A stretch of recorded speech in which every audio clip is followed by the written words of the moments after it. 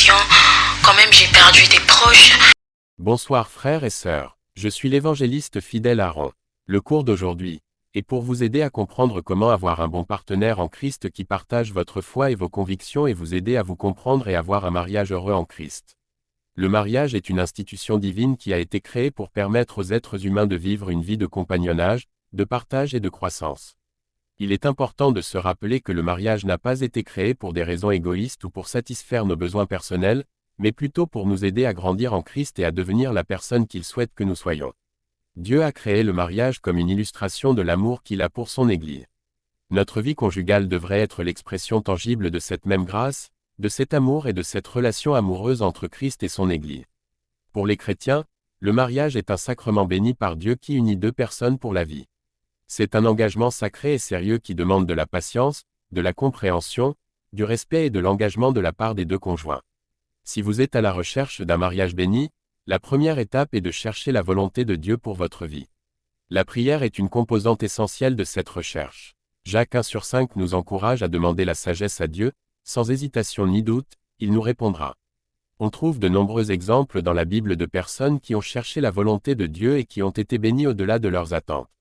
Le mariage est une décision importante qui doit être prise avec sagesse. Avant de chercher à se marier, il est très important de chercher la volonté de Dieu pour sa vie, en lisant la Bible et en cherchant des conseils spirituels.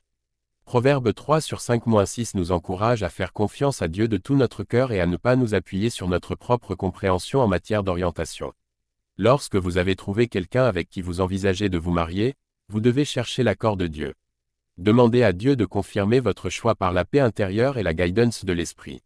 Cherchez des signes confirmateurs dans les événements ou dans les rencontres. La Bible énonce des principes importants pour les mariages chrétiens. Ces principes comprennent l'amour, le respect, l'engagement, la fidélité et la complémentarité entre l'homme et la femme. Éphésiens 5h22-33 décrit comment les maris et les femmes doivent se traiter, en se respectant mutuellement et en aimant comme Christ aime l'Église. Le mariage demande du travail, des compromis et du temps. Il est important de travailler ensemble pour surmonter les difficultés et pour grandir. La prière et la communication sont essentielles pour avoir un mariage béni et réussi. Philippiens 4h13 nous rappelle que nous pouvons tout faire en Christ, qui nous fortifie. En suivant ces principes bibliques, les couples chrétiens peuvent obtenir un mariage béni et réussi. Mais il est important de se rappeler que chaque mariage est unique et que les couples doivent être prêts à faire des compromis pour atteindre cet idéal. À travers le mariage, Dieu veut nous enseigner sur son amour et sur la façon dont il veut que nous aimions et que nous soyons. Notre vie conjugale doit être centrée sur Christ et amener tant nous que notre conjoint à une plus grande intimité avec Dieu. Que nous soyons déjà mariés ou en recherche d'un mariage béni, nous sommes appelés à chercher la volonté de Dieu, à vivre par la sagesse biblique, à prier, à faire des compromis et à travailler ensemble.